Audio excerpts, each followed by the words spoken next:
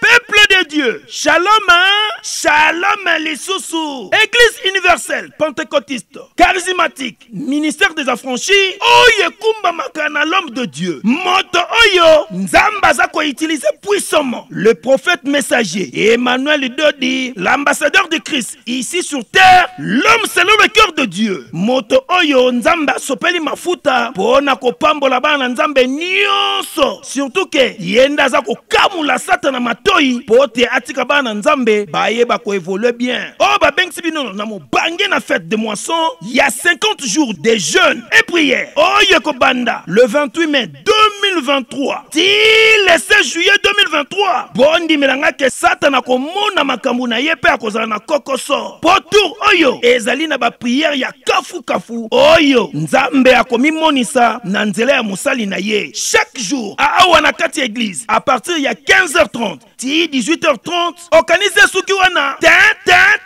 Sombele suka bisanga. Ezali mokolo ya clôture dimanche 16 juillet 2023, awana aqua splash. Oyo ezomi na limete industriel 14e rue. Sur poids lourd, boya à partir il y a 15h30, ti 19h30, boya ko vivre nzambe nenga komi monisa na nzela ya mosali na ye. Le prophète messager Emmanuel Dodi, tour oyo na ba prière ya kafu kafu, balobi satana toko buka e makolo pe toko buka e maboko pote asimba lisusu bana nzambe te. Mokolo yango putulu ekomata pe makala makotikala po nzambe ya prophète Emmanuel Dodi akokita pe akomi monisa. Dites amen.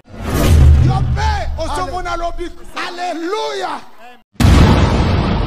Voilà, merci beaucoup. Bana Congo, Bandeko Bozolanda Biso, partout à travers le monde. Toza Lelona Carlos Mujani. Donc, toye lisusu ko solo là, parce que l'actualité est obligée, Biso vraiment, il faut to solo là. Marambozo le kaibele na communauté congolaise na Biso. Toza na sija munene, Kofi Olomide, lobby azana tribunal ya Brazzaville, na Kofi de Brazza, lobby nde ezajou bagosamba. Alors, na eto solana Carlos Masolo eza ebele, Masolo ba Ansi Luzolo, ba Seleo, to sola pe concert ya Ferregola, ya Pullman, o abetaki après Stade de Martyrs, to ko solango, Masolo sola vraiment eza ebele. Carlos Mujani, bonjour. Ken bien, bonjour. Bonjour. Bonne santé. Oui, la santé ça va. Tout ça, un bicho de temps en temps, parce que il faut tout brosser actualité, un beau bicho, actualité musicale, culturelle. Tout le un peu politique, moi, mouké, nation aux autres, quand Kinshasa, n'engé maramuzo, il y a insécurité, dans minute, enlèvement à tout moment. Donc ça va bien, il faut tout compter parce que les gens ont le baga. Si tu t'occupes pas de la politique s'occupera de toi. Donc les ambo cannabis. Okay. On prend une photo de la paix actualité sur les capés côté. Merci beaucoup Carlos. Tomoni na mboka na biso tokota na masola mboka va tokota na ba futurité. Tomoni ba remaniement esalema ki na mboka na biso. Tomoni ba pesaki papa na biso Bemba ministre de défense. Toyeba ke moi ba désordre muke ba guerre dimné. Est-ce que depuis Bemba ba pesi poste wana Bila Bemba est positif ou est négatif? Bon, en fait, moi, je ne sais pas directement juger l'individu. Okay. Mais le biso total a quand même tout ce qui est corps Mobimba, gouvernement presque Mobimba, en fait, parce que Mbemba, il ministre de la Défense, exactement, on peut le dire ainsi. Mais le gouvernement Mobimba est chapeauté par Yemoko, le chef du gouvernement, Nenge Azalaka, le premier ministre, Sama Lukonde. Mais apparemment, c'est comme si ça boite quelque part. Biso le lot rose angana boy, toi na biso na poto awa, mais na Kinshasa presque donc ça dit libota famille batutu bazana na mboka wana. Et alors ça fait souvent mal hein, et ça là vraiment ma benenge mboka ezo kende. Donc insécurité et l'équipe. Voilà.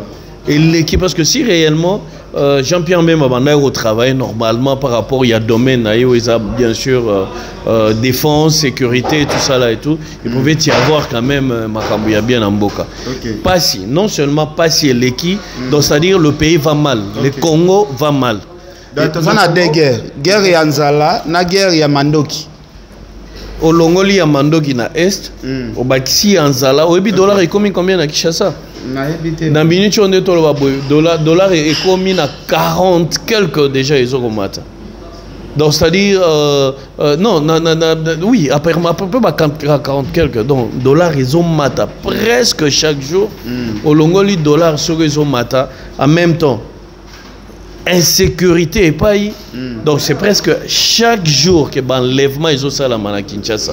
Donc ça dit au Gobimano et Soboyete aussi notre transport tranquille n'engezari liboso soit aussi nos taxis na calmement bazo ko enlever na bateau ba na ba propre mituka na bango. Donc système na bango et comme nino ça na mutuka na yo comprendre mutuka moye tout na sima ba. Tango iko tout en asima eroko lingasiko okita otala ndenge nini tutami na sima mutu wana oya ebisa non kotana tokotana na mutuka to négocier donc eka ozokota mutuka na directement ba braquer yo du coup c'est fini on est parti avec kolongola wana ba mama voire même de jeunes garçons qui semblent être des sportifs baza ko longo ko enlever bango des problèmes sous en tout cas eloko yo ba élection yango yo donc ba élection yango yo moi j'interpelle encore le président de la République, le président Fachi, il y a un garant vraiment de la nation, il y a un chef suprême, il y a Mampinga Yamboka. Donc il doit vraiment fournir cet effort-là. En tout cas, trop c'est trop. L'insécurité va vraiment son plein à Kinshasa. Il doit faire vraiment un effort pour nous sécuriser vraiment Batuna Biloko Nabon parce que ça ne va plus quoi. Merci beaucoup Carlos. Nalanda qui mange à maman moko ba soda moko en tenue civile ba ki ko sala enlèvement na kete ya rouge maman wana era mona ki moi suspect ba voisin ba meka ko bengele ba soda to mona ki ba kanga ki bandeko wana est-ce que armée na biso c'est comme si ba criminel nyo surtout ba za sala ba crime ba kota na kati armée est-ce que moi ça la recensement te ya ko ba vrai soda na ba criminel o ba koti na kati armée o ba sala ba désordre ana.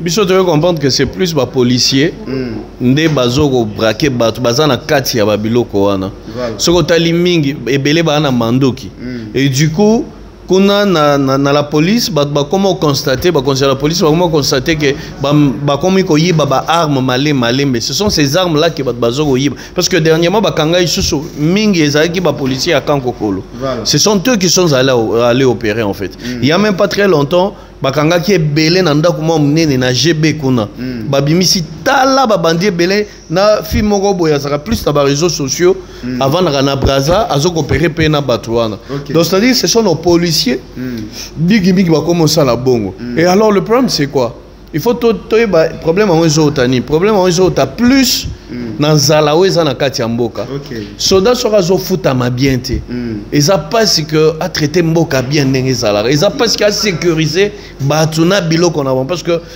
musala ya soda eza de sécuriser quand même la population et leurs biens pendant que ce que soda est moko liété est-ce que ça na makati ya ko sécuriser d'où nzala wana na kozanga et comme okotisa bango siko na kati ya ba makambo wana po ba operaka na batu ba enlevaka batu tout ça donc il faut d'abord koyeba qu'est-ce qui fait qu'il y ait l'insécurité na kati ya mboka la première des choses c'est d'abord l'économie du pays mboka ezokende bien te nzala eleki tellement bat bazolela tout ça là et tout et dans tout ça du fait que Moutouanza la balobaka ventre affamé n'a point d'oreille. Ceux qui va mekina nous kota la secteur nyonso wana. Je pense qu'avec les temps, les choses vont quand même changer. Moi, je vous ai toujours dit dans le baron balébélé, le président de la République a une vision, a une volonté à Mboka. D'abord, zinga naï, banane a tchan zinga naï.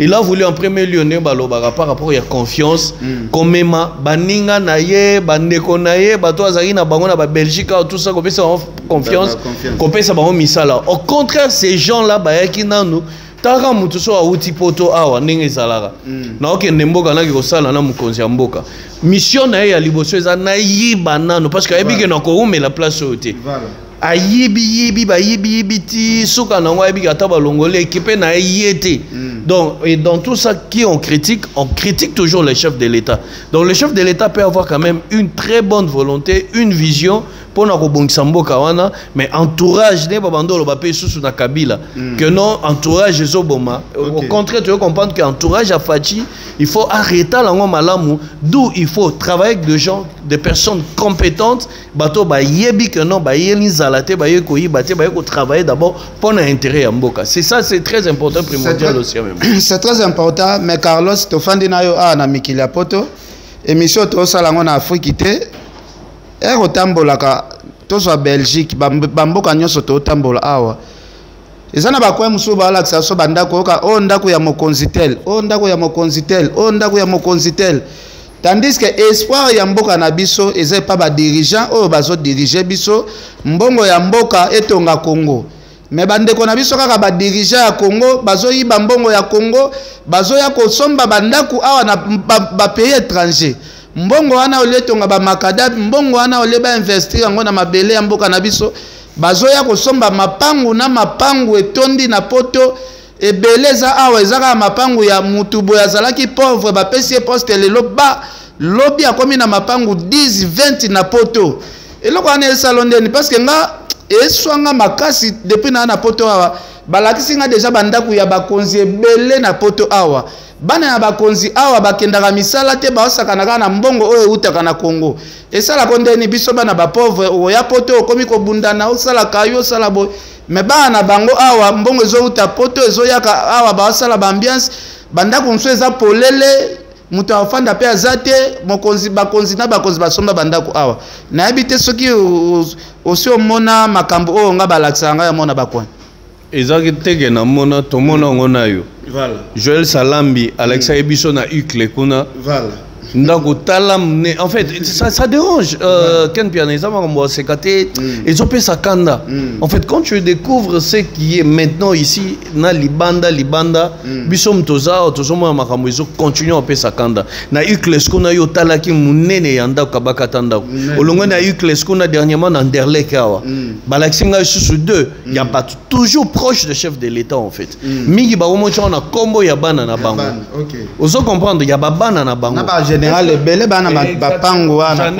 ai vu surtout en Belgique n'en parlons même pas loni ne bandako j'en ai vu il y en a plusieurs et dans tout ça on s'est dit est-ce que le chef de l'état est au courant de tout ça est-ce que bakambatoana bazosala est-ce que azoko landela yango c'est ça maintenant le vrai problème tu comprends parce que ceux qui les lo ezoko continuer bongo mboka nezoke na onkofa alors biso tolingi mboka na biso ekofate ya ona koma moko pesa ba combattant raison bakana misusu bazaka nango parce que mboka ne tondi tellement distraction trop lelo tala makambo oyo ya ba stade zongi oyo makambo ebele zongi ba stade de martyrs ba musique comme c'était avant tout ça et tout mais à l'époque ezaki ndenge eza boyete à l'époque so talaki pena mboka na Congo ndenge période ba wera ba jibe bazotondisa ba stade bien que mungona attaquaki biso mais c'était pas le pays ne souffrait pas comme le pays est en train de souffrir aujourd'hui on se comprend très bien mboka ezo souffrir bandeko les dirigeants surtout ça moi je demande encore au chef de l'état je suis entré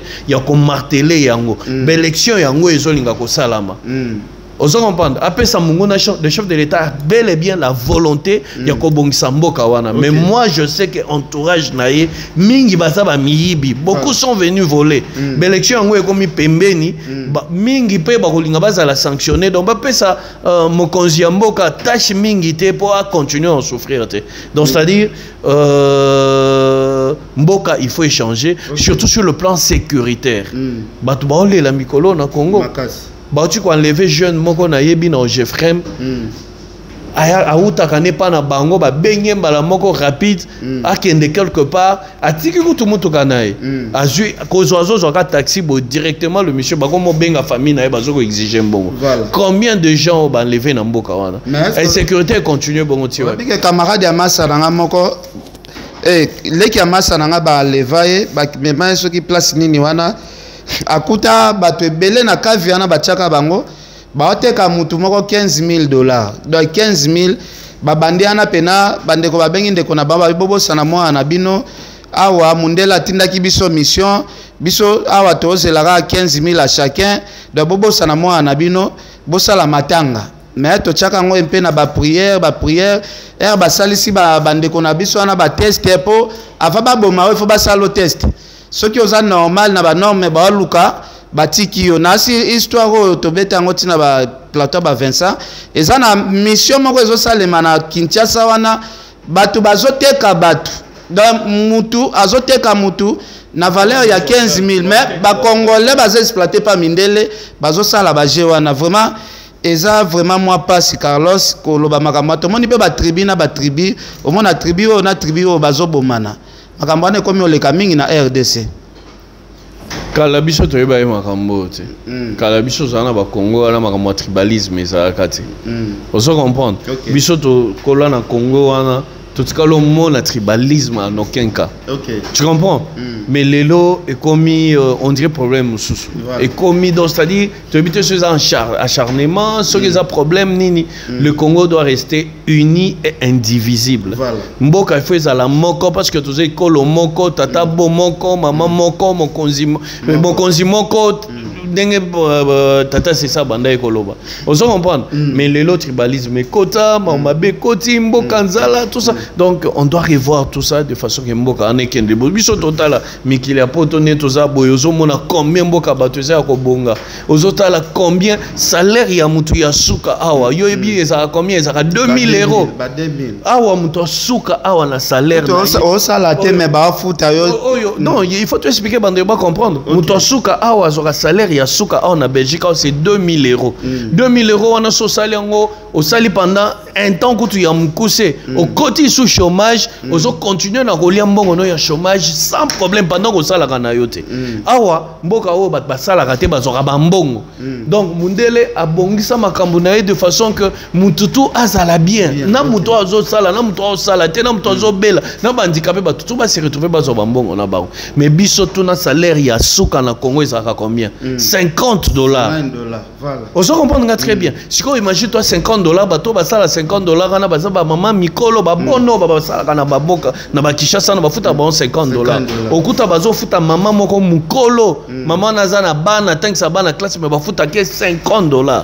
yebisanga bato bako vivre ndenge ni na Congo obi Congo na biso ezamboka moko soki obi Carlos depuis na yepoto na alo banzamba oyo kanga nasimbi na mbongo moko te na liata 10% mbongo wana soki nasimbi mbongo moko 3000 euros au moins mbongo nyonso na fekende na Congo parce que appel nyonso to eza ya problème na problème depuis na ye awa na alo banzamba oyo kanga na kozwa 3000 euros soki na kolia msu 200 pamba nyonso to eza problème c'est ce que nous faisons c'est ce que je suis en train de dire parce que le lobby sont tiki ba parents tiki bandeko bana tout ça là et tout du fait que soki yo lobby siko o bandoko lia awa na pasi ndenge za na mboka ok na Congo soki okabeli mutu $100 ako cha provision na ndako yebi mais yo za na mboko $100 100 euros ezelo ni 100 euros ezelo côté 100 euros kokota nango aka obimia o esili na ngomba mo $50 n'en parlons même pas c'est awa na mboka o po batu balia na ndako ba dépenser $50 par jour aux comprendre mais $50 wana eza salaire ya mutu mobimba na Congo tu comprends OK nga eloko na remarquer on a Congo vie eza quand même facile biloko ko lieza ba moins cher ba nini parce que awa 10 euros 20 euros eza na ngwe côté ils ont on dirait 500 francs ou bien 1000 francs nanani mais bon on attend aussi ne la onde qu'on a mboka qu'on a senti que ça la paix quand même moi loko d'où mboka na biso ifo yebonga mboka na biso ifo yebonga so yango comprendre bato belé bazo souffrir bazo ka banzela mai banzela ko kata banzela souffrir ka po ba ya poto vous comprenez et or que bateau bazo vivre dans poto bazo convier poto ce sont des gens qui sont dans la politique parce que babi politique on a vu ça facile péter tango yamba moko ko gagner ba million ba moko ya mututu lelo ko molala la muki alingi fi facile mutala la muki faut akende a postuler comme député député on est là tango comme eloko liboso la kabino makambo ebele ya bien la kibino ngata on comme député je ferai ça une fois qu'on soit commis député boule fatonga akomo boule basi bato belé batoni na gouvernement ya fachi kona obi ba sala basi donc c'est-à-dire yango ba fi belé bakomo kende ba poto obi ke musala moko pe bimana na Kinshasa kuna ba vendeur de femmes bakoma pe belé ndeto ka lisolo na ke ba yoro baba Sankara merveille rambo kuta se sauver yo fanda na poto toki pena musalo bazole la pena mbongo na ba hotel ya minene wana bakonzi ba ministre nyonso to bazane na ba numéro ba yoro ba Sankara po bango ba yebi ba numéro ya basi nyonso to o bazo renye na Kinshasa ba ela ka bango na ba Rotana ba Pullman ba nini oyebi ke eza vraiment pasi kotala bandeko na biso o basala ka misala ya grave comme ma bakazier ko kengela mutu emso terrasse dépôt au mona na suka sanza kolo terrasse wa futa emso $50 nso pe bazoka ba $30 na mwa mobimba momona mokonzi azineka mbongo o eko servir peuple bozo saka nango po epa bana basi mona mwasi asale loko te bo bomeni hotel surtout na monaki likangu ya ministre moko na boyi kotanga poste likangu na ye atindeli muninga na ye photo ya villa oyo ministre wana tongeli ye mbongo oyo faut servir bano il faut batanga classe moi kota babilo mseza te mais Carlos toko sauter moi étape yana te na habité par rapport ndenge ozana poto awa ndenge to ana poto obi ke toko mi sentir pena charge oyo pena bana poto bazwaka pona bandeko na bango ya Kinshasa. Oui, avant on voyait ça presque facile en fait. Voilà. Mais poto on paye ça PTT. Voilà. Poto on paye bon on paye babu karaté. Parce que quand on dit que mutosuka va foutre 2000 €, on a 2000 €, on a ça dire il faut y ba genre misala nini. Ah on a poto zate que oye au vandi na bureau au salinine bateau bazora misala ya bureau mingi ce sont des gens qui sont nés presque grandis ici. Voilà. Donc ça dire si c'est ba classe né ah c'est rare au kuti ba on a ba place quand même il y a bien. Mais ba poste belé bandeko na biso ba katsa ba mai au moins un bagage intellectuel il sera obligé à que négocier la misala ou babenga ya maboko awa. Donc soit il faut à tombola ba casier na ba supermarché il faut soit akenda ka kombola ka banzela il faut eza misala maboko ya participation na échafaudage tout ça misala nyonso nezo senga énergie parce que mutu la mukelio awa ken piana akola mukelio awa taka malili ya hiver nengezala malili ane soka na nzoto donc mutu akola mukelio 5 heures na malili ane kenda tina ba -3 -4 degrés quand on dit -4 degrés c'est-à-dire souka na malili alors kende bongo tu as travaillé pendant une année Kangisi mbongo à la fin du mois, juin 2000, na yewana, as obligé à foutre la bandeko bana Kinshasa, à soutenir bango. Et si tu vois quelqu'un t'envoyer cet argent comme ça là, ici il y a pas. Pour toi c'est béba, pour toi c'est kalate, babanda okende, babuki ba legal, babeti ba shekula, mundela timbela déjà bati nyonso. Pour toi le combi yaka travailler beta kayu, on yoga ebele som to ebisho, na kayu donc ça dit ça kayu dans zo bukande mabanga po, abimisa peut-être mbongo zo bimisa. Voilà. Malgré ça, Mundele a fait ça quand même facilité en Babylone parce que bah pécule de vacances ses alliés, bah fin du mois boyomo na soka travailler ma case parce que en couple bah zong sele bah mbongo na il y a bah dépenses à salaki tout ça là Mundele a fait quand même avantage. Biloko Antoling a payé ça là na mboka na biso ça na Congo de façon qu'un jour tout se retrouver par rapport à mboka en fait. Merci beaucoup et loko sala nga mawa bandeko na biso bakoka président Yangabor na pesio bambote belé yazaki président bakoka nyonso ya mboka na biso na si boyebi nga zalazwa caméra nanga na kozwa bino ba interview na babiti ngobila na ba camping kuna côté Selemba o nazoya ko laksa souffrance o bino bandeko na biso ba mwela bozomona na Kinshasa. Alors eloko ezalaki ko sauver ba mwela ya mboka na biso ezalaki beaucoup plus bateau oyo bachela oyo ezalaka katsa na biloko na Brazza ba favoriser quand même bande qu'on a biso les personnes vivant avec handicap bango bazala okatsa na biloko fele ezala ko permettre bango bazwa façon de vivre bato wana pe bakanga ngo na ebite bande qu'on a biso wana lelo bakoma ko vivre ndenge nini bato ya makolo mibale kutu ba okemba na ebite bande ko oyo bazangi makolo lelo vi soki ekomande ni na yebite en tout cas esala nga pasi soki na raisonner bango esala nga pasi musana na bango ya masuwa ne ezolesa bango ekatana vraiment Nzambe abate la bino place bozana bosani bino te vraiment. En parlant des personnes vivant avec handicap, moi je suis le chargé de communication de la Fondation Continentale Toza Fier. Oyo to chaka bateau bazo vivre avec handicap na valeur. Parce que la structure on a avec mon ami Joachim Malmal qui est le président de cette fondation là dont je suis chargé de communication, on a eu beaucoup à aider ces personnes là en fait que expliquer bango kolongo la complexe on a na mutu ko kanisa que bango sans bango bako ça les l'autre côté. Tout ça là va défiler des personnes vivant avec handicap liboso tout ça là on a ba memling na ba pullman na ba tokatati na ba Rwanda tokenda ko sala ba soirée wana ya ba défilé wana et ces gens là sont tellement utiles à la société lelo na poto awa ceux qui na bato bazora na valeur yo mutu valide normal aux na valeur te na mboka o bato bazora na valeur liboso na mboka o eza ba personne vivant avec handicap j'espère yo zomona na bato à 3e âge na ba koko vous comprendre et puis bango o basala kate balinga te basala na mboka o bazwaka mbongo ebele chaque fin du mois na bato des personnes du avec VIH na ba sida bato ba maladie ou ba cancer tout ça donc ça dit ces gens là ne travaillent presque pas mais bazana ba avantage koleka biso ba personne valide parce que biso to sala qu'avant to mbongo tu comprends mais na mboka na biso okota bato na ba trouver bango des gens inutiles des personnes qui servent à rien dans la vie or que ce sont des gens au bazana même pied d'égalité na biso nyonso yo yango dans zo biso ils a pas ya mboka. C'est vrai qu'au début, mon conscient, excuse qu'il n'enga zoaki pouvoir, à comprendre que ma ça les a il y avait tellement de priorités. Nous avons prendre la salle quelques, mais si quoi yo toujours qu'il y a une élection. Comme je t'avais dit la dernière fois, moi je préfère toper ça sous Fati chance à un deuxième mandat. S'il faut te juger, Fati. Toper sa chance. Oui. Toper sa chance à un deuxième mandat. Ce qui a joué deuxième mandat, maintenant s'il faut tout juger, tout sanctionner, à partir il y a deuxième. Est-ce que tu comprends? Il y a Maramobile. Le loba fayou loba vandakia banda loba loba.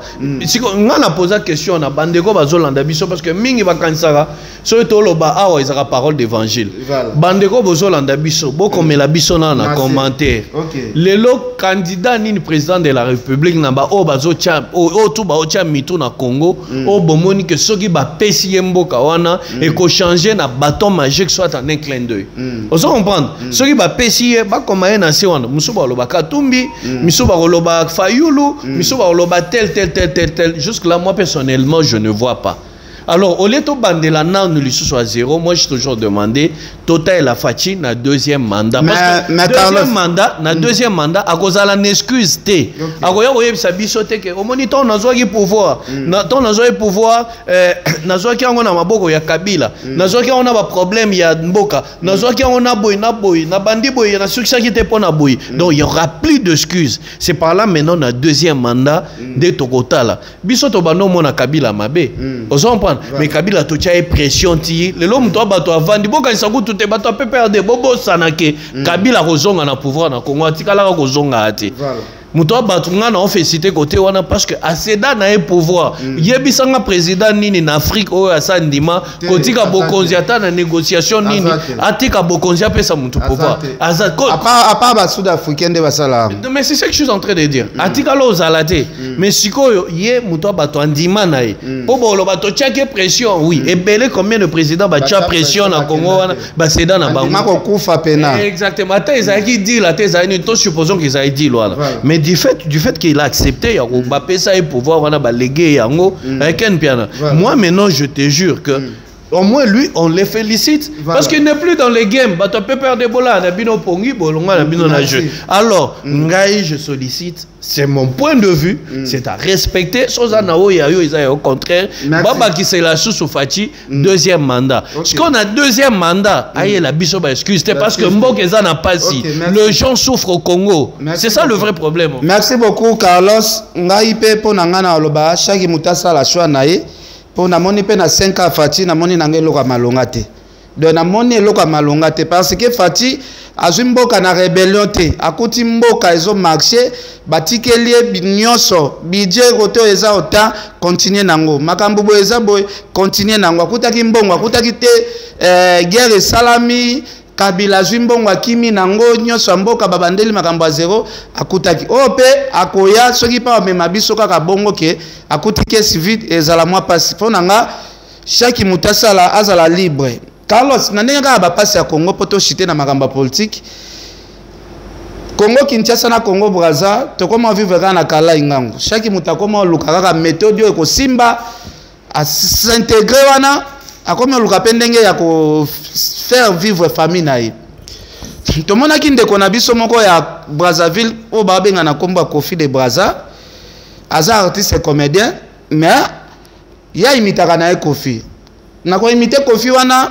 lelo ekomisie pe mwa mutu akomi pe ko voyager vi na pe fungwami mais to mona ki Kofi Olomide a lancé message atika ko imiter ye vraiment za lambala suka a reporter plainte to kanisa ki ngoma seki mais il paraît plainte yango ezalaki confirmé lobby eza jour bako affronter Kofi à Kinshasa na Kofi à Brazzaville yoza journaliste ya munene Carlos Mujani oyebi ba valeur nyonso topesa Kofi. Kofi aza icône ya musique africaine. Est-ce que c'est normal Kofi asamba na Kofi a photocopie? Moi j'ai l'impression que nos artistes ba munene na bangote en fait. Kofi Olomide c'est un grand. Bisoto msuto yeba valeur na été na mboka na biso peut-être que comme tout Congolais comme d'habitude aiba kopé ça o yaye valeur té. OK. Mais sous d'autres cieux mutuana za icône Afrique. Si on doit kotanga ba grand de la musique africaine. Ba ko zanga kotanga Kofi Olomide té. OK. On se comprendre parce qu'il y a eu de grands barozanga kotanga ceux qui bazangé na deuxième position barotanga na troisième, quatrième, cinquième position Kofi Olomide rozanga té. Tu comprends? Et partout dans le monde sous d'autres cieux il y a des gens qu'on appelle les sosies en fait. Ba sosie baza ba imitateur, baza ba caricateur, ce sont des gens qui caricaturent ba star na monde. Na ko caricaturer wana et belé baza ba comédien en fait. Ils imitent les icônes. On se comprend. Et si les lots ba imiter mutuneti Kofi Olomide té. Ba ko imiter sous peut-être nani namboka. Parce que les lots comment mona mutu na mutu akomana mutu oyo alanda kae na sima parce que Kofi c'est le guide ami benga bon il est un grand. Tu comprends? Tout le monde a fallu pena petit fallu à comme Mathieu pe ba avion. Papa petit fallu coutuye mon côté combien de fallu à Mickey Bazali. Et Kofi Olomide et banda le loté que mutu moko a imité. Tu comprends? Moi je trouve que en fait à chaque fois moi nazonga toujours aux gens oyo bantoura ka artiste na biso. Et je me demande parce que je me pose des questions Kofi est entouré de grands. Entouré de grands comme Fidel Kinata Popi. Kinata Kopi, ce sont de grands en fait, Batouana. On se comprend. Mais quand on fait expliquer que il n'a pas le temps pour ces genres des histoires en fait. Au contraire, Kofi de Braza en faisant Marambozo Salana, c'est une façon d'immortaliser encore Kofi Olomide. C'est une façon de pérenniser encore son nom. Parce que toi, tu as la Kofi les grands, Moni Kofi de Braza, tu sais, Ngaï n'a pas la année minga. C'est l'année fort. Exactement. Ce qui a ça, on sentit qui m'ont pas vraiment en lui en fait. Kofi Olomide devait en être fier. Tu comprends? Il devait en être fier. Parce qu'il y a Liboso et Yakiawa que non, à Boya qu'il avait démenti, qu'il n'a jamais fait ça. On a vu Cindy les cœurs, comme Matanaba Live, chose à salater. Cindy a dit Matanaba Live. La première fois, Cindy a Matana Live, paye à Nil, même pas Instagram, mais il y a TikTok. Là, c'est Pena, tu vas faire un belé Pena. Pour démentir que Kofi n'a jamais interdit Kofi de Braza de parler en son nom, en fait. Tu comprends? Mais Lélo, moi, ça m'avait étonné que là, on revoit encore que non, et comme il m'a renvoyé au tribunal. Alors, moi, je pose une question de savoir qu'est-ce qu'il reproche à Kofi de Braza. C'est la question de savoir parce qu'on peut trop à la paix toujours condamné, on ne sait pas ce qu'on a reproché Logoni. Il paraît qu'il a reproché qu'il a babu. Na babu, c'est-à-dire yo Okoko imite Moutou, mais imite aussi la personne en bien en fait. Et par exemple, imiter toujours peut-être en mal n'a pas extravagance. Mais ce qui a reproché l'extravagance, il aurait dû le laisser ou soit l'inviter, parler avec lui, l'expliquer que moi je mets peut-être dans la ligne de conduite Morobo et tout ça là. Biloko on appelle et les canapés en Congo en fait. Parce que l'artiste c'est un comédien quelque part aussi. Mais tu vois qu'il paraît malgré la comédie naïe. Batumsu ba komi na ba fête le ba bengisa Kofi Olomide yemoko ya komi ozo ba marché mususu mutumsu atala soki na bengi Kofi osenga nga 20000 Kofi ya Braza ya osenga ba 1000 parce que komi oyemba banzembo ya Kofi yango pena très bien donc akomi pena na orchestre mobimba pena donc ba komi ko interpréter pena quartier latin azu ba copie yango moi trop yango esali pe ayati ba poto kozonga poto. Et ça là qui confirme moi pas si tu peux pas ko yambe na type ne ba yamba Kofi Olomide yango quartier la tête décida qui trop c'est trop ba général ndenge ba komi ko beng sakaka Kofi oyo ya Brazzaville ya ba luka ki ba boma un peu moins copie non seulement te quelque part Kofi pas cause en a raison ba marché zo kana Brazza comme okufa likolo ya Kofi ya pirate c'est faux. C'est faux, hein. C'est faux, Genpiana. Est-ce que Magabozoloba, aux talents, le poids et les niveaux.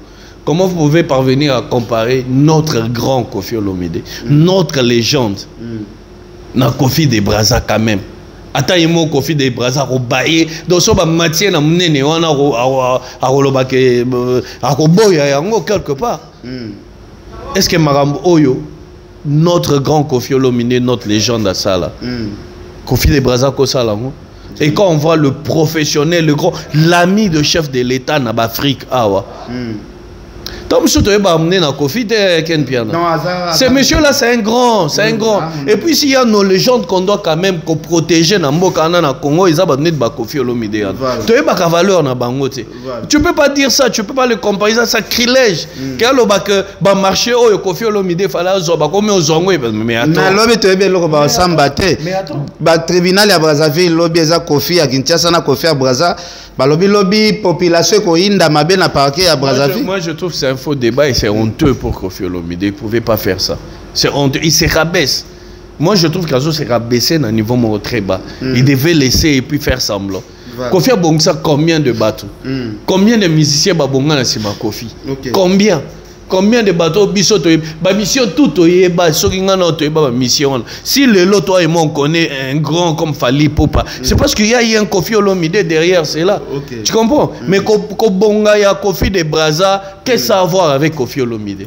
Et ça on ne voit peut-être il y a un autre problème assez particulier. Monsieur Zaka qui azoko imiter, moi je préférais, je demanderais même au bureau ovale. Fidèle qui n'a ta copie, tout il y a bureau ovale, il y a Kofi Olomide d'essayer de revoir ça et de dire à l'artiste d'être focus et de rester focus dans Moussala Moune Noazo Sa la Biso Lamboka. Merci beaucoup, merci Carlos. Toko ta sujet Moussous en tout cas na appelle ça Papi Pedra ya Palmira Moulamba, ya Papi Pedra na pesi bino bambote ebele place bozana bana Sir Pauline Lumumba, Mauvais Luiso Mbata, Bozolanda Biso. Carlos tocho mona ndeko na biso faire ego là uti ko beta martyr, tout le monde a félicité qui est to s'attendait qui na plein wana sala kité mais to zela qui na concert VIP ou uta ki beta ma samedi to moni côté concert VIP moi ba critique ça trop internet ça a rebouger faire après record il y a stade de martyr VIP échec qui batubaye penate mpia que ça na VIP na habite ce que mona ki ba image wana ya VIP à faire na Pullman. Oui, je assure les images. Quand Marambo n'a pas une émission tout ça là qui la fois passée. Voilà. Je t'avais dit, nos artistes doivent connaître ce qu'ils sont et ce qu'ils vaut. Osons comprendre. Parce que Lelo Ferré à Betakista des martyrs. Il a été félicité de tous. Tout félicité qui fait. Tous les coins. Tous les coins. Tu comprends? Les prouesses moko ya munene à Salaki. Mais c'est un pas, mais cela n'était pas dit qu'il devrait peut-être croiser les bras en fait quelque part. Marambo na lobakian. Quand je vais te dire une chose. Au moni ton biso to ya na TV boy. Ton biso to vendre boy. Na ke na ju kazaka na lati, na zo ko loba boy. Je ne viens pas parler au nom d'un groupe de gens. Oyo bazana posa na sala bango plaisir. Marambo n'a le plusieurs fois. Voilà. Moi, je ne viens pas parler au nom de fanatiques d'un artiste. Oh, bah, on a besoin de makambo. Oh, yo bango bazo kanisa pour un artiste na bango. Voilà. Tu comprends? Batouana va foutre l'anga minerval te. Batouana va tia mayele o ngana za nango peut-être dans mutute pour na ya revendre na loba makambo bango bazo kanisa. Les gens doivent comprendre que quand on vient comme ça, c'est parce qu'on a besoin de partager en fait l'expérience. Ya musala totangela ba classe na bango en fait. Et puis obiso tolobagiza ba parole d'évangile. On dit des choses en raisonnant et en analysant certaines choses qui semblent être vraies pour aider nos artistes au moins quelque part. Tu comprends? Parce que c'est l'opinion publique qui prend ça pour nous commémorer la bango. Faire Richard des Poules na loba marambo 50 000 fois parmi le grand maintenant de notre musique congolaise autant qu'à Hervé faire Richard des Poules. On doit comprendre. Mais il doit savoir que par rapport à moninga naï parce que na minute au muto kopekisa biso to comparer faire na Fally azate muto azate wana toza obligé Sarah Kianza ya Jofis na pesi vino bambo muto na azate et quand on fait cette comparaison là dans la musique il y a toujours eu une comparaison pour créer l'humiliation na kati ya artiste tala écart oyo Fally Ipupa atika nango faire Richard des Poules Mais faire n'est pas le moindre. Laisse-moi finir. Okay. Lelo a sali ça des martyrs. Batwa bana ko sous-estimer. Batwa kanisa ke faire a rosa na poids dans charge à retourner ça stade des martyrs. Makamu isaki batu. Cela veut dire qu'il peut encore faire plus. Okay. Vous comprenez? Et faire plus wana ezate que kotsuka wana ko kangama wana. Faire akota na distraction te, ya on a lobaki à s'entourer maintenant avec le professionnel. Ba musicien la biso batika makambo oyo ya batu baza na sima na bango ba benga bango ba président et à la parole d'évangile. Voilà. Ba se faire coacher par les gens qui sont bons à coacher en fait. Musique est comme industrie et comme business. Musique est comme créer mbongo. Vous comprenez? Le lobe a fait un moment balé sa musique. Te comme un moment bango ba ndongo bimisa ba millions na sima ya musique. Et t'as la voix à faire. Na landa cover moko ya faire oazo ko interpréter ba Boys to Men. Faire a interpréter na ebité ba cover on loba oyo. Oui, puis cover wana, azo interpréter ba musique américaine, ba Boys to Men. Voilà. Na yo cacheur de poule, ba ça là qui lyrics on a lingala. Chaque fois que ces musiciens la chantent, on a cacheur de poule. Il a encore la capacité de faire grand. Voilà. S'il s'entoure avec des professionnels. Voilà. Vous comprenez? Batika koyebisa, au moins ça des martyrs wana. Bato ba entourage qui est dans sur ba commissaire kaka, Jésus, Moyembi tout ça, biloko ane kitisaka. Voilà. C'est le cas aussi avec Fali Poupa. Il n'est pas encore arrivé, non, comme il a pointé. Bah, monsieur plus plus ils croient qu'ils sont extraordinaires, ils croient débat, ils travaillent presque plus. Faire devrait comprendre que et comme qui challenge. Au moniteur bah ça des martyrs. Bah négliger qui mouqué.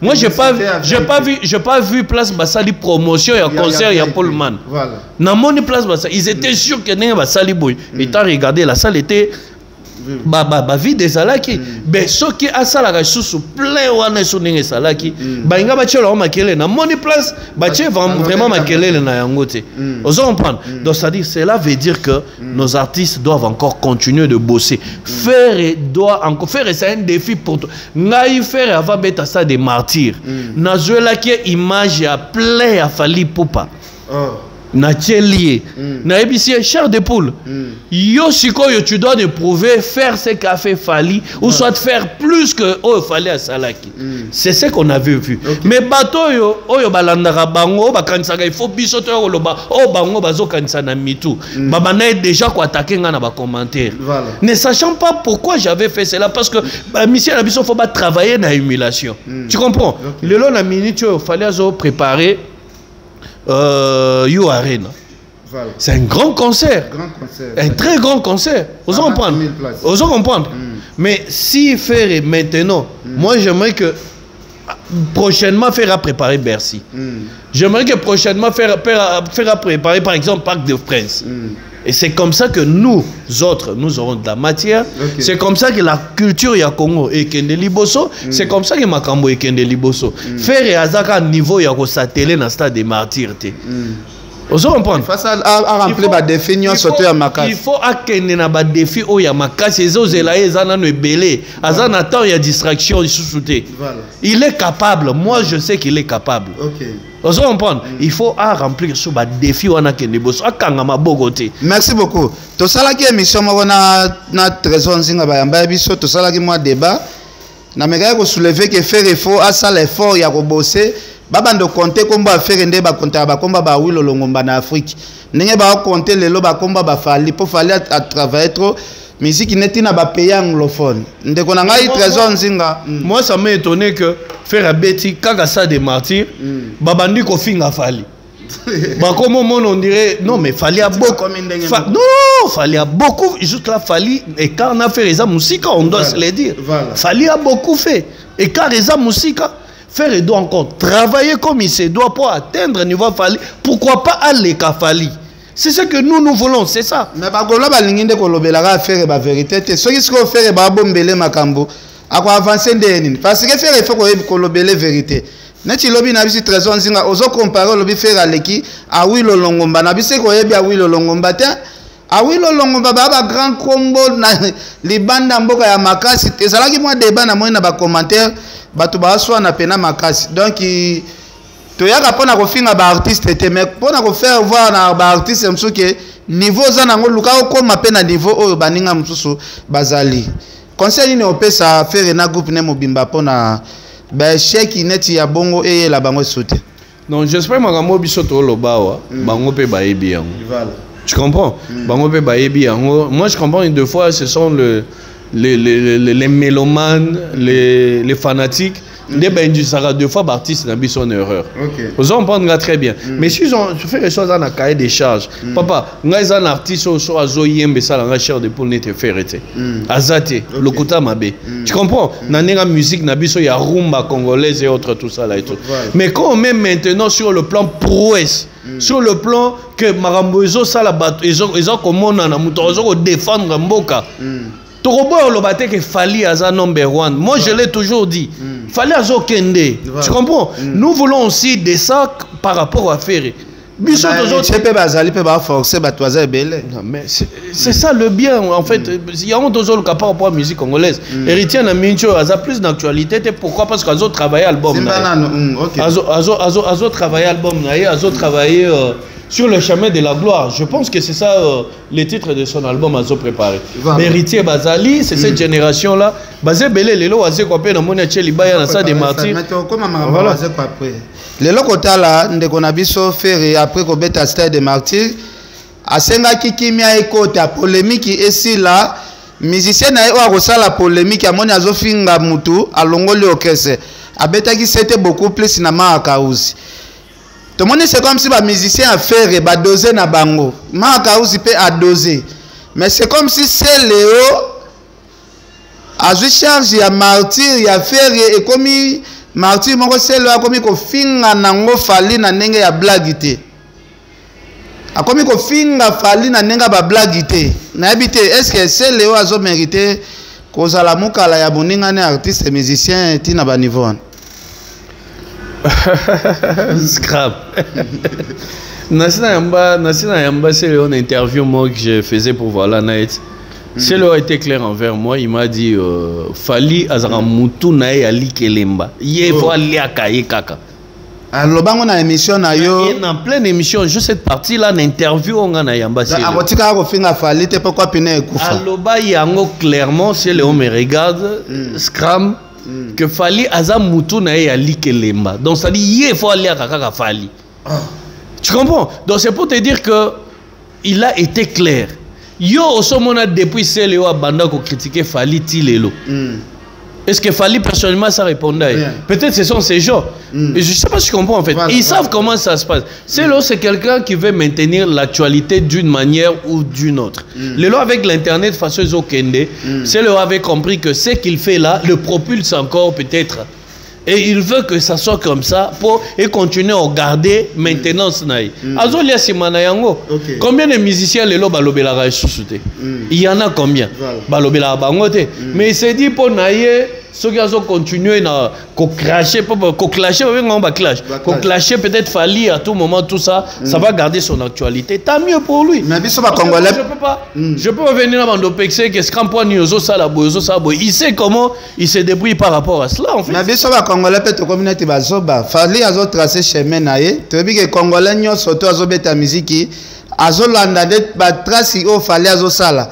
Parce que les gens fallait azolanda mutute, fallait azofongola banzela ebele na génération na les musiciens nyonso Congo a souhaité ça la paix makambo oyo Fali asali. Mais Fali azo souhaité asala oyo mutu asali te. Le balanda soit ba mettre Gims mais na mistoyebi na biso eza clair. Makambo Fali asali mutute aza na vision akomata na moi 10% makambo Fali asali. To moni ndeko na biso ansiluzolo alobi c'est le Oscar Mazotia Makelele mais musique na ya kombe oyo et renyaka po finga ki Fali yango musique yango suka na oka na YouTube betaka na fête te na bar te to moni bimisi débat ya grave c'est le lobby vraiment place à kuta na ansi so ba betani ma profiter c'est que il y a bimana mama na. Ça c'est leur clash hein. Bango va ebinde ni va mesana ko se clasher parce que moi il y a eu un moment je vis Léon Hans.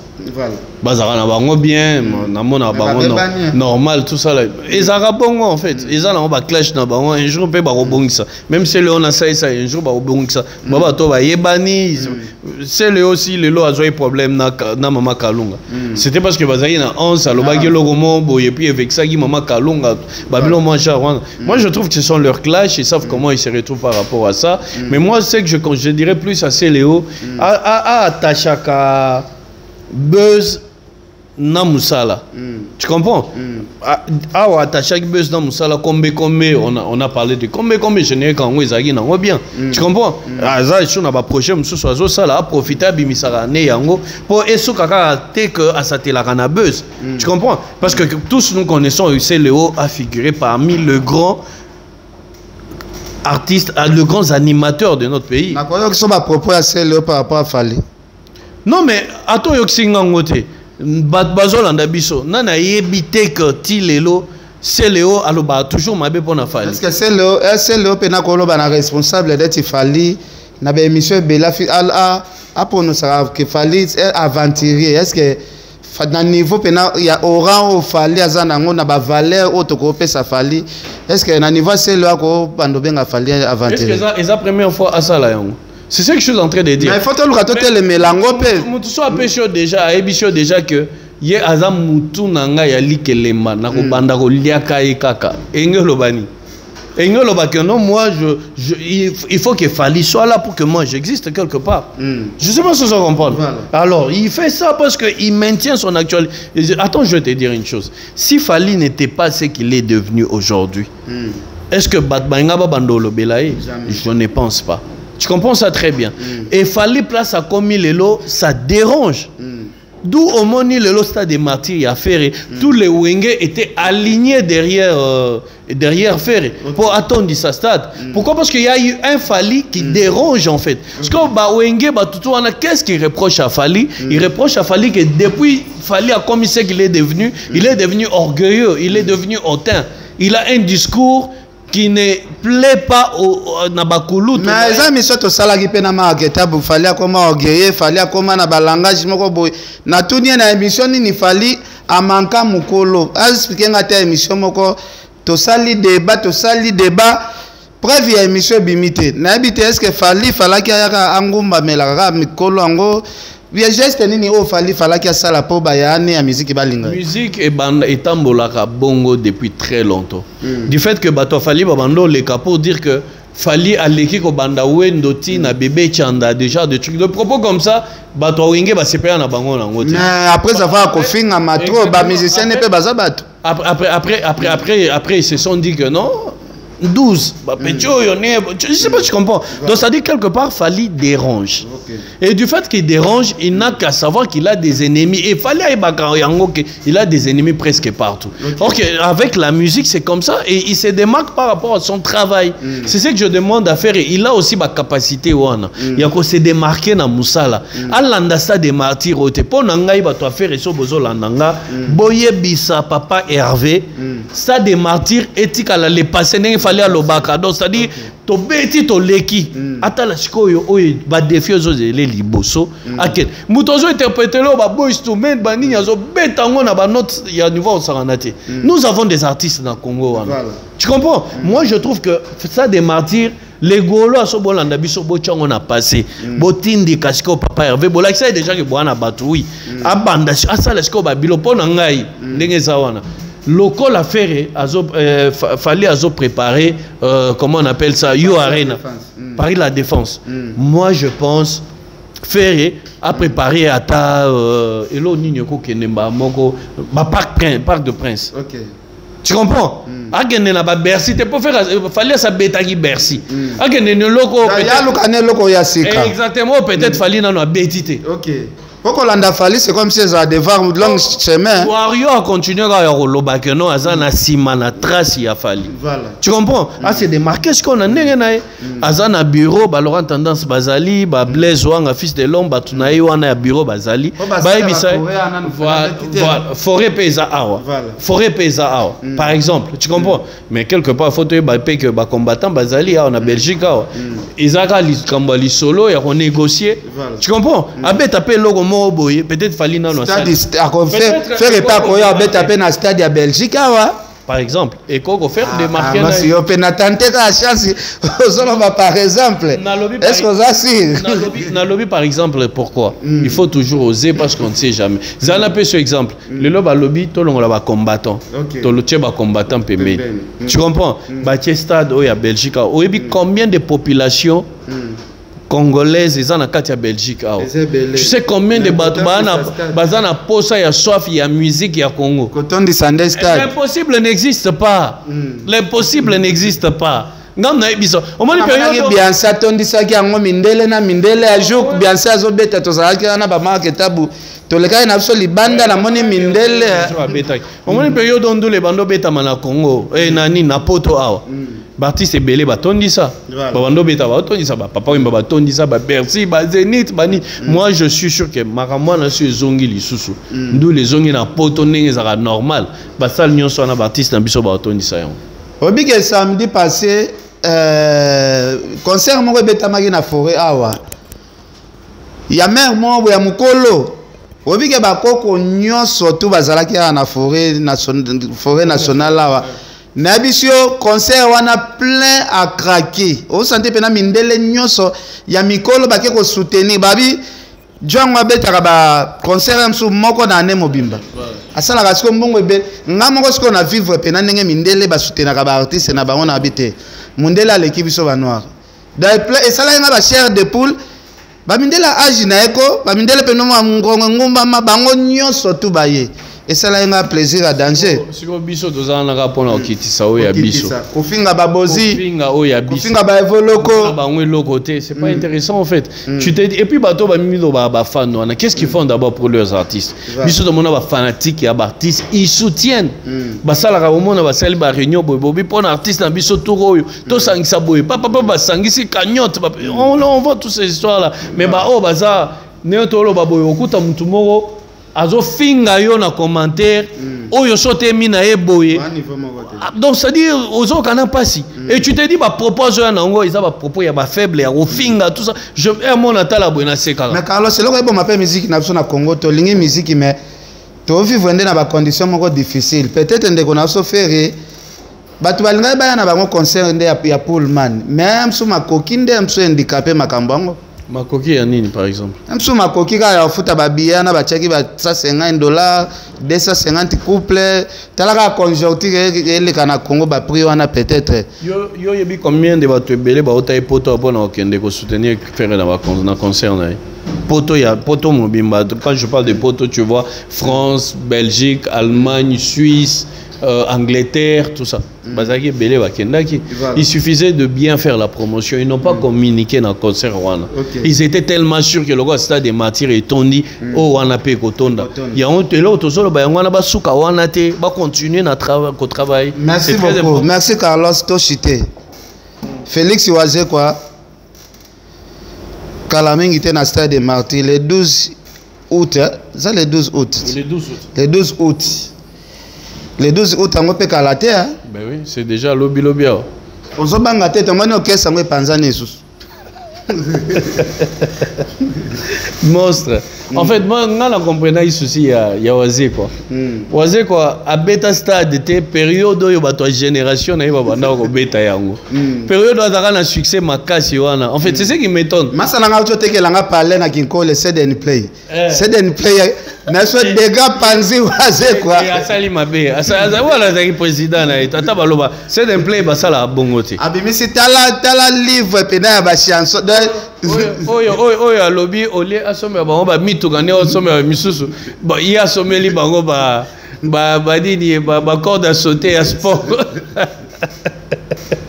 tala omoni monstre moko ta ko sala spectacle au monstre ko sala jour wana siko wana bino bolobela ngote quand il s'agit de spectacle bino bolobela ngote bolobela ba plein de matiso botala bolobela plein. Tu s'attendais pas à ce qu'on peine à plein parce que le spectacle tu es bien au salle. Mais quand on a barré zanzungu ya soko sali plein te baseki. a invité déjà te belé dans stade des martyrs. On ne sait jamais bato na bako ya pena fanatique na bango. Azaka makasi pena promotion. Mais ce qui est vrai to bi que waze ko auton di sa stade té. Mais l'essentiel à côté peine na liste que a beta qui stade des martyrs et puis à ça la spectacle naé et tikala qui gravé. Obi soki waze ko atondi si stade wana surtout sabato belé pour muto apese chance. C'est comme ça, Zozala. Faire les passes, qui a chance, c'était votre monde qui se surprise. Tu peux avoir quoi chance. Aux assure. Yo, est-ce que Batmuto, Nani a que faire un ton de sa stade niveau, ton de sa doigt. Musique à Congo, c'est bongo. On s'en comprend. Moi, j'ai compris que Baton va soutenir, faire et belé, croyant que ça la fallu passer. C'est pas ce qu'on pense. C'est ce qui s'est passé. C'est pas parce qu'on met un stade, mais ça négocier un coffee. Mais il y a un azo ebisa autre. Il y a un azo ebisa yo. Ba beti stade a beta pe de façon à côté pe na kati que non a beta stade na palmarès stade il pas za kana. On a vu fala que beta herba na conflit na kofi. Mais il y a yo beta herba yo kani déjà. Au point ni ka ta maza en conflit na. Kasi bato balinga kofi te balinga ba soutenir. Balinga ba yo kisande kofi mutema passe. Ba fanatique a fali pe ba ko ya kofi pe ba ko kende po ba ça il est tout phénomène. Alors. Martyr et Max bon merci beaucoup. Carlos n'a habité. Est-ce que vous avez un mois sous Katoko boucler dans l'émission là? Oui, moi sous en tout cas on a remercié parce que tout balandi biso. Au Bossani lelo frère na biso le groupe Camélia. Oui bien qu'il faut pas Camélia. Ah il faut pas quitter ya solo. Alors n'a habité. Programme na bango zande nini. Mais na senga to tiana au clip na bango après to ya conclure. Oui oui. Bah tout là.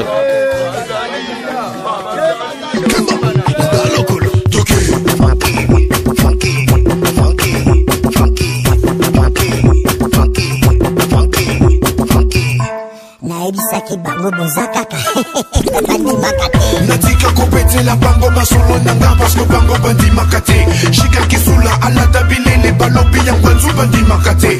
Partout c'est fali ipupa mais bino bobo ya bandi makate.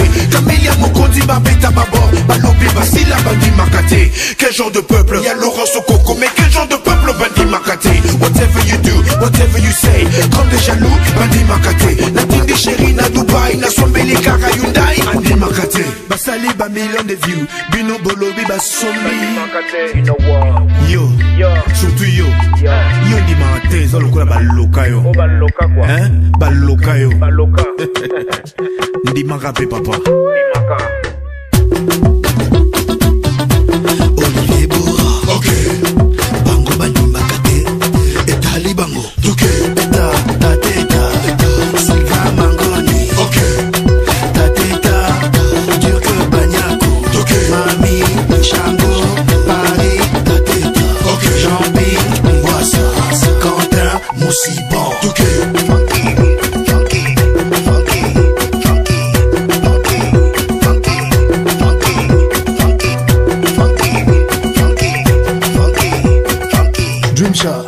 Oyebi que Congolais vraiment dit maraté hein. Le loco miozo na la. Oh Zimbikisi. Oh comment na succès. Oh opesissima. Opesissima. Bandi makate. Tina niveau na Congolais dit maraté. Mais non. Oyebi que Bombé et Kota. Bombé lo comme beme. Bandi makate. Yannick Tadi Keba na biliali.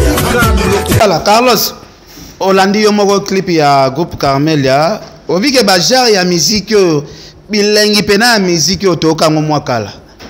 Soki bandeko bazongi Kinshasa soki ke sala bien moko impossible. Moi je pense que on est bakolo musique au lelo ba Michel Belé ba mboité bapa au lelo parce que sous mona fallait habiter ba tokos ba Michel Belé ba ko ba rumba trap tout ça là et tout. Eux ils ont fait ça déjà depuis il y a ba RPK rap purement quinoa tout ça ba on est ba bandaka na basi la musique oyo.